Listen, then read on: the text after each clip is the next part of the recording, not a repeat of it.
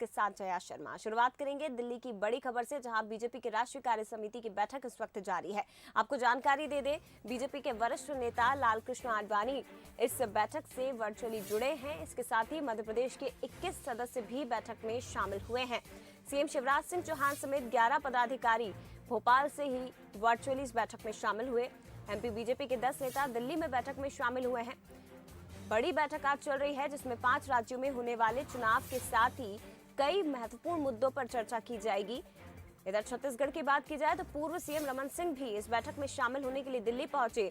छत्तीसगढ़ के 8 पदाधिकारी वर्चुअली बैठक से जुड़े हैं। तो दोपहर 3 बजे तक ये बैठक चलेगी, बीजेपी कार्यकारिणी की बैठक, जिसमें 5 राज्यों में होने वाले चुनाव, इसके साथ ही कई बड़े मुद्दे सत्ता संगठन से जुड़े जिन पर चर्चा की जाएगी। 8 से 9 महीने मुफ्त में अनाज देने का काम किया।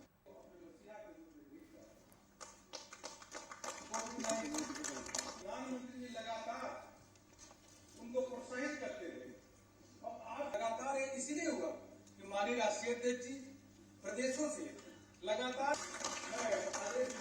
निवेदन करूंगा कि विश्व के नेता माननीय प्रधानमंत्री।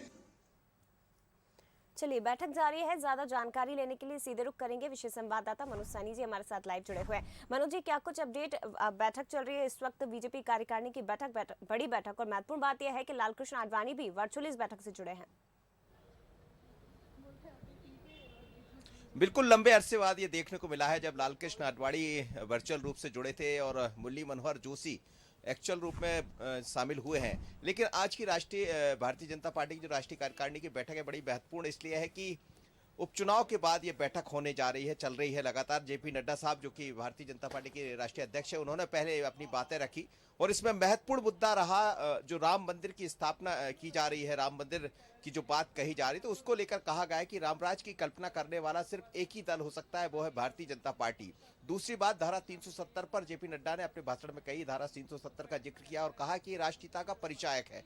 लेकिन तीसरी बात उन्होंने कही है कि कोविड को लेकर जिस तरह से भारतीय जनता पार्टी ने काम किया है वो बहुत ही उल्लेखनीय है, क्योंकि कहीं कोई दल ऐसा दिखाई नहीं दिया जिसमें भारतीय जनता पार्टी का एक एक व्यक्ति कोविड के दौर में नजर आ रहा था। तो इससे लगता है कि हम सामाजिक सरोकार के साथ राष्ट्रीयता की बात करते हैं, हम रामराज की परिकल्पना करते हैं।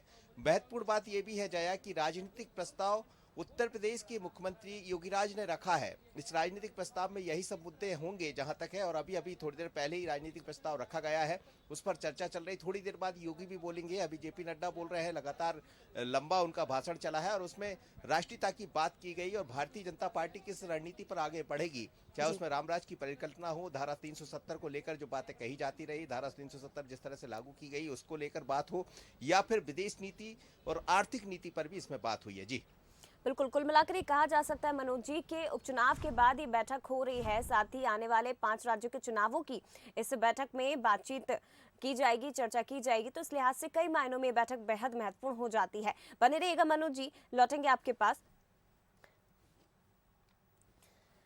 और इधर बीजेपी प्रदेश प्रभारी